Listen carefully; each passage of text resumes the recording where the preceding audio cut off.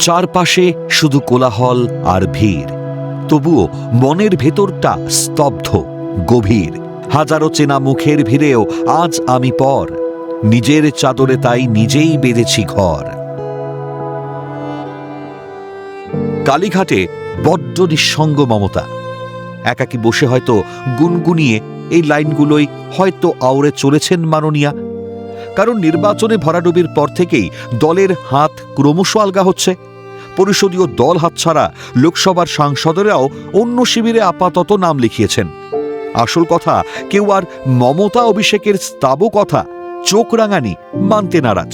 আর সে কারণেই যা হবার তাই হচ্ছে। এবার দলীয় প্রতীক হাতছাড়া হওয়ার আশঙ্কায় ভুগছেন মমতা বন্দ্যোপাধ্যায়। শনিবার সামাজিক মাধ্যমে দেওয়া তার বার্তা থেকেই এই বিষয়টি স্পষ্ট।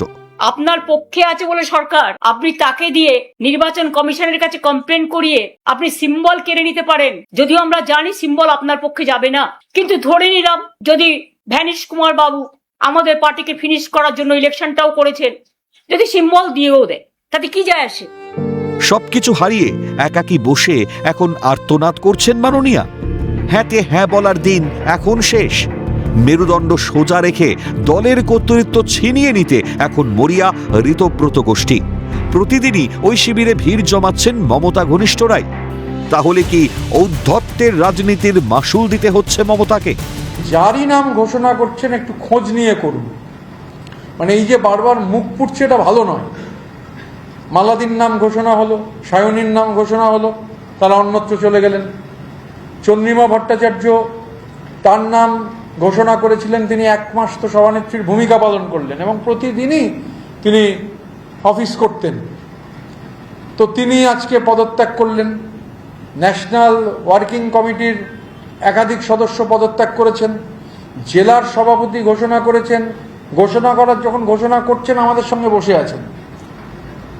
রাজ্যের মেম্বার আছে লিস্ট, যার নাম লিখছেন, যার নাম ঘোষণা করছেন, তিনি আমাদের সমর্থন জানিয়ে গেছেন তার আগে। এই যে খোঁজ না থাকা, মানে প্রাইভেট লিমিটেড কোম্পানিতে একটা বিপর্যয় হওয়ার ফলে তো প্রাইভেট লিমিটেড কোম্পানি আর তার যারা দু চারজন ম্যানেজিং ডিরেক্টর আছেন, কুইজ মাস্টার মার্কা ম্যানেজিং ডিরেক্টর, এরা ঠিক ঠাউর করে উঠতে পারছেন। আর গ্রাউন্ডের পলিটিক্স সম্পর্কে যেহেতু এদের কোনো খবরাখবর নেই, আমার শুধু বিনীত অনুরোধ, কারণ নতুন নতুন নাম ঘোষণা হচ্ছে, আবার যদি কেউ পদত্যাগ করেন আবার নতুন নাম ঘোষণা হবে। আমি বিনীতভাবে বলতে চাই যে মুখ পোড়াটা ভালো নয়।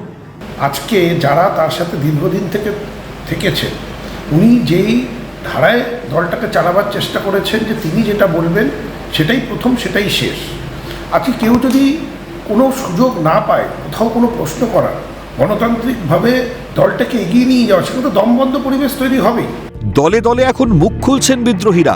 পরিবারতন্ত্রের অবসান ঘটিয়ে মুক্ত চিত্তে রাজনীতি করার চেষ্টা করছেন। তবে বঙ্গ কালীঘাট তৃণমূলের ভবিষ্যৎ যে ক্রমেই অন্ধকারে আচ্ছন্ন হচ্ছে তা বলার অপেক্ষা রাখে না।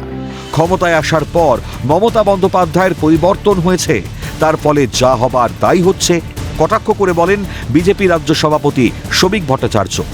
মমতা বন্দ্যোপাধ্যায় পশ্চিমবঙ্গের মানুষের কাছে একজন ফাইটার হিসেবে পরিচিত ছিলেন, কিন্তু তৃণমূল সরকার ক্ষমতায় আসবার পর সেই মমতা বন্দ্যোপাধ্যায়কে আর মানুষ খুঁজে পায়নি। অনেকেই বলতে শুরু করেছিলেন, জানি না কেন এমন হয়, তুমি আর নেই সে তুমি। এখন তার একাকিত্ব দূর করানোর জন্য তার সোনার টুকরো ভাইয়েরা থাকবেন কি থাকবেন না, এটার জন্য তোর বিজেপি দায়ী নয়। যে যেখানে থাক, ভালো থাক, আনন্দে থাক, সুস্থ শরীরে থাক এবং দীর্ঘায়ু নিয়ে থাক, এটাই আমরা চাই। কবি বলেছেন, চিরদিন কাহারও সমান নাহি যায়, আজিকে যে রাজাধিরাজ, কাল সে ভিক্ষা চায়। সেই বাস্তব চিত্রই যেন তৃণমূলের সৌজন্যে প্রত্যক্ষ করছে রাজ্যবাসী। এর জল এখন কোন দিকে মোড় নেয় সেটাই দেখার। ক্যালকাটা নিউজ।